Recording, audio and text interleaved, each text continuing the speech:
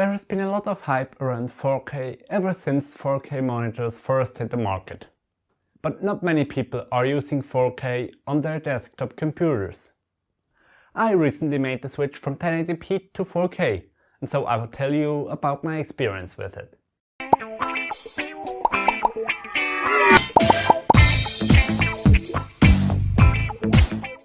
For quite a long time I've been on the edge if I should get a 1440p ultra-wide or a 4K monitor.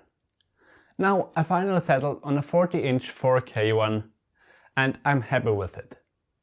The one I got is from Phillips, and it has two HDMI ports and two display ports, one of them being a mini display port. It is primarily gathered towards productivity, hence the picture on the box shows the monitor in use with Cinema 4D. There is also a VESA mount on it, which you should probably use because the included stand lacks any sort of adjustment. I mounted mine on the wall with a TV mount. But now to the experience with a 4K monitor. To get it out of the way first, this monitor is huge and crazy sharp. But you already knew that, and so let's get to the interesting stuff. Although this monitor has 40 inches in diagonal, text on it is still pretty small, so I turned on the scaling in Windows. But as you might have already heard from other sources, scaling in Windows isn't really perfect. And so, although it makes text usually bigger, it doesn't make it sharper. It looks just like if you take a 720p image and put it on a 1080p monitor. But scaling in Google Chrome is much better. So I put my Windows scaling only to about 125% and then used an additional 125% scaling in Google Chrome. That way websites are well legible and I can enjoy my monitor at a good distance. But even though I have my scaling on, web pages aren't really made for 4K yet. So most websites are only in the middle of your screen and there are big white bars besides them.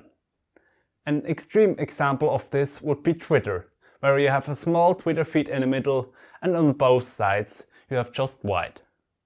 One way to combat that is not using Chrome in full screen and only using it on one half of the screen, and you can use another application on the other half. But may I mention watching movies on this monitor? That's phenomenal. In my case, it is about the same size as a TV, but it is much sharper and the bezels are way slimmer. Also, I can use my favorite headphones and it's on my PC, so I can play whatever I want.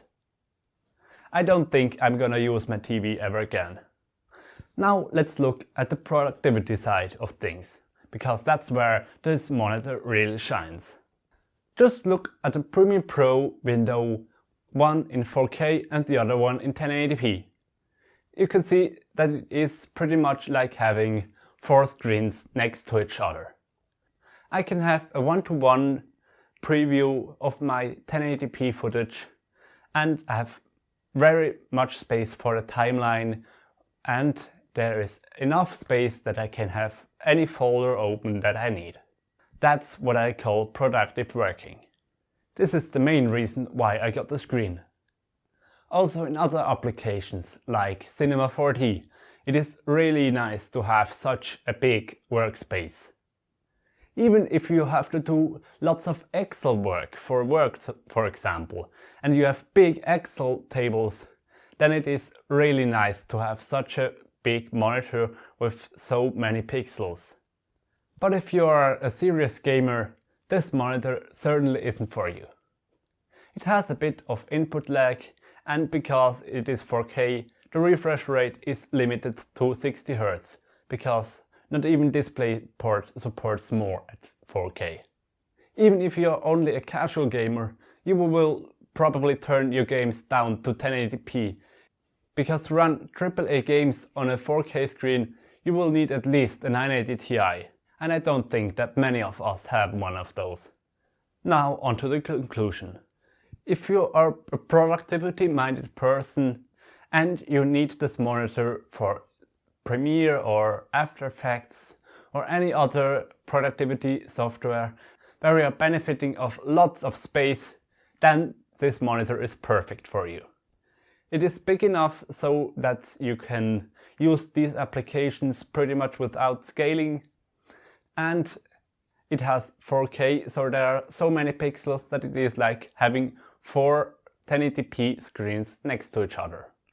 Once you go with a 4K screen, it is really hard to go back again. But if you are a serious gamer, 4K isn't for you.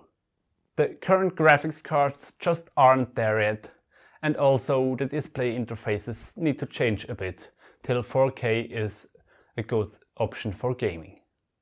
That's it for this video. If you enjoyed it, please leave a like down below, and while you're down there, consider subscribing as well.